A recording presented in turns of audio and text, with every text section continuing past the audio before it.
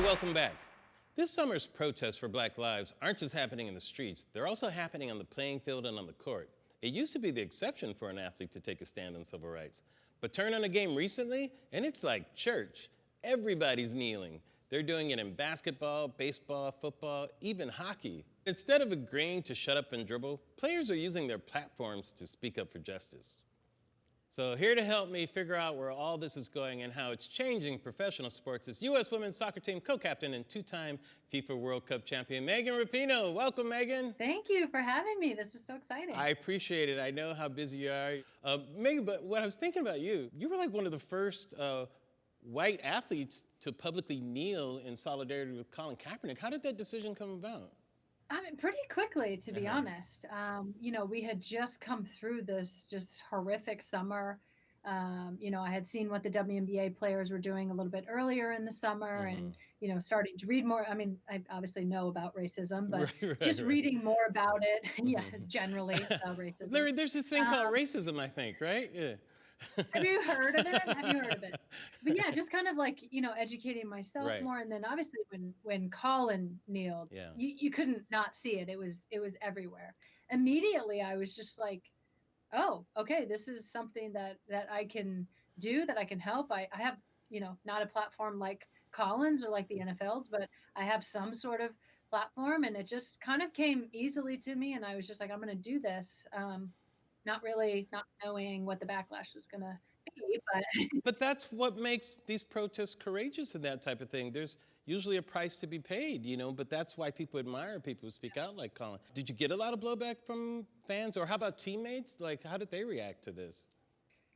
Yeah, fans were very, very mad. Wow. Wait, is that where this came from? Doing this is like, all right, fuck you guys. That became the evolution of everything. Exactly. Certainly this summer. Overall, I think my teammates were supportive and also like what is going on. Obviously, the narrative at the time was it's anti-American, it's anti-military, it's everything other than what it actually was about.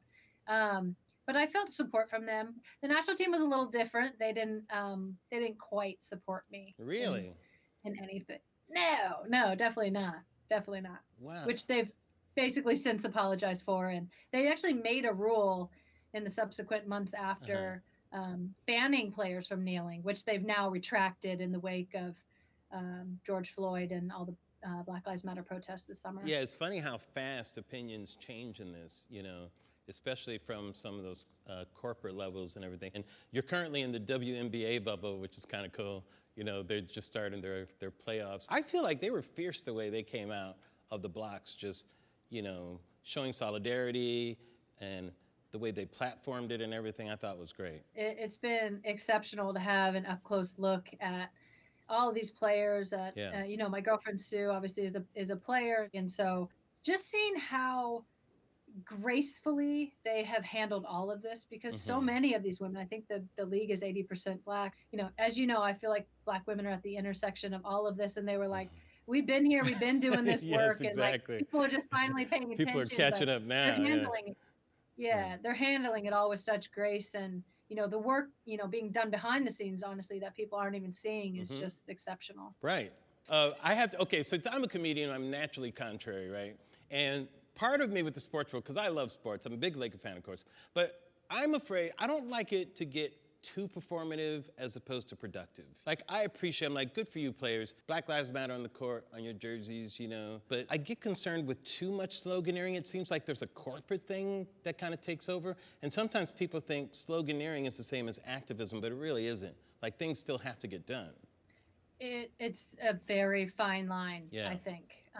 There needs to be the long, arduous work of activism and organizing. Definitely. And that isn't initially gratifying. And so I think it can be, sort of dizzying for people in a way who are new to it. Yeah. But you do need this sort of outward show of support. The Black Lives Matter on the court is amazing. The names on the back of the shirt for the WNBA is incredible. But then it's like we need committed, concerted effort to solving some of these problems. Yeah, because you don't want people to go, Like, I don't want to see somebody dunk on LeBron and go, wait, who was that? Say her name. No, say your name. I just want to know who it is. It's like, what is your name, though? Yes. It's like, but I get it, guys. You want to enrage. Thank you. I get that. But help a brother out here, you know.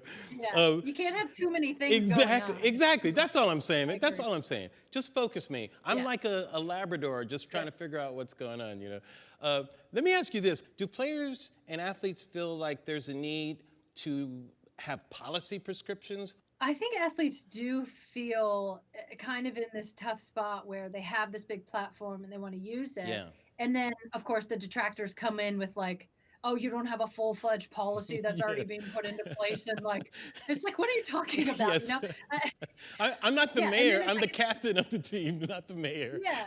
Like, I bounced the ball. I don't know what we're talking about. Right. And it's like, you can never do enough. I mean, I think LeBron's a perfect example. He literally does have like, it's crazy. you know, a voting organization and a school, you know, all of this stuff. You can almost never do enough. And so you're always going to be a little left short. But I would just encourage people, don't focus too much on the detractor. They'll always be, well, what about this? What about this? What about this? And it's like, well, what are you doing other than detracting from what I'm doing? I feel like athletes using their voice and using that platform is enough. Yeah. How do you see the LGBTQ community and allyship with the Black Lives Matter movement? Because we're seeing some interesting allyships going on here too, which I think really helps a lot of these causes as well. Yeah. Absolutely. I think something that's amazing about the Black Lives Matter movement, first of all, it's started by Black women, queer Black women. And I think that, you know, especially now, you're seeing so many of the leaders being at these intersectional points of being Black and queer. And it's like, if those people are leading, they're not leaving a lot of people behind. We've seen this time and again. I mean, we just, you know, celebrated the women's right to vote. And it's like, well, did women really get the right to vote? Like not all women. Some people did. Not all women. We left a lot behind, didn't we? And so that it's vital. It's like a vital part of making progress. And I just feel like sometimes we think we're making progress, but if some of those marginalized people within our communities are still left behind, what kind of progress is that really? I think that you're absolutely right. Thank you so much, Megan, for joining me in my first episode here on Wilmore. And be safe in that WNBA bubble. I will. Thank you for having me on.